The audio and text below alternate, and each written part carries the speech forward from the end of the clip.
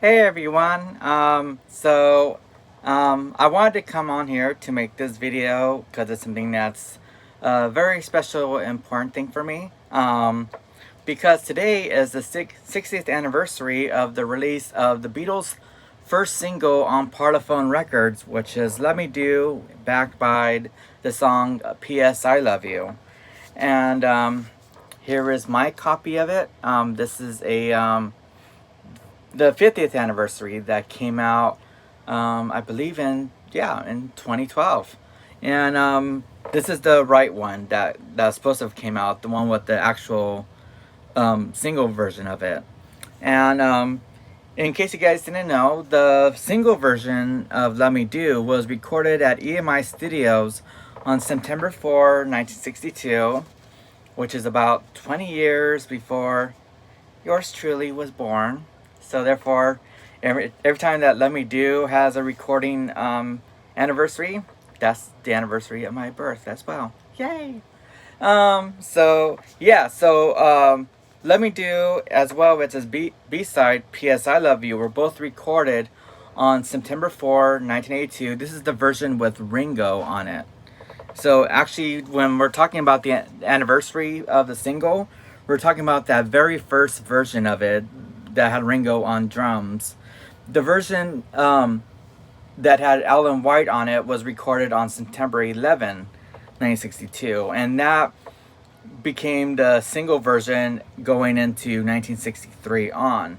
So the first version was with Ringo on the drums, and and it's like basically the single that started it all for the Beatles on their whole career as recording artists for Parlophone Records, and with George Martin and stuff. So, and I've always loved the Ringo version. I know people are like, "Oh, I like the Andy White version better because it's more punchier." You like, plus you have the Tambourine by Ringo and stuff like that.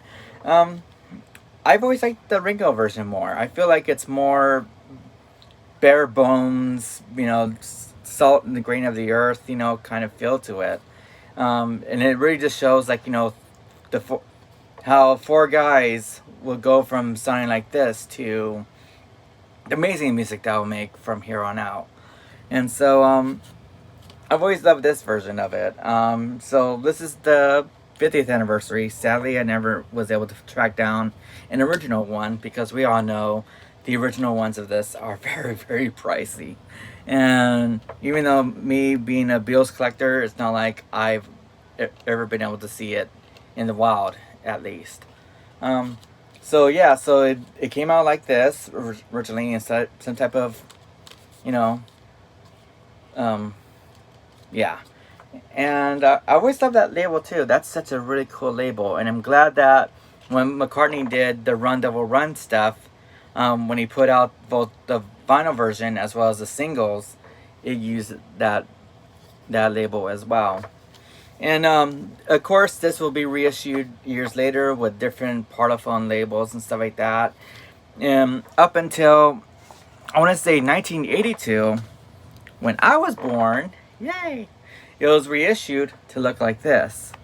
But this time, over 1982, they're well, from 63 and still today they still use that Alan White version.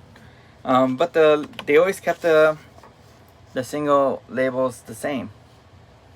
But it's such a great single. It's a really good song. It really does show, like, for two guys, very young guys from Liverpool, England, on how they start off writing songs like "Let Me Do" and "P.S. I Love You." Just seeing them blossom from there to going into "Please Please Me," "She Loves You," "I Want to Hold Your Hand," "From Me to You," all the way to the amazing stuff that will come afterwards. So, I just want to wish a happy 60th anniversary to the single "Let Me Do" and the Beatles, and I'm just glad that we just came this far, and it's still going strong. They're legend. So thank you all for watching this, and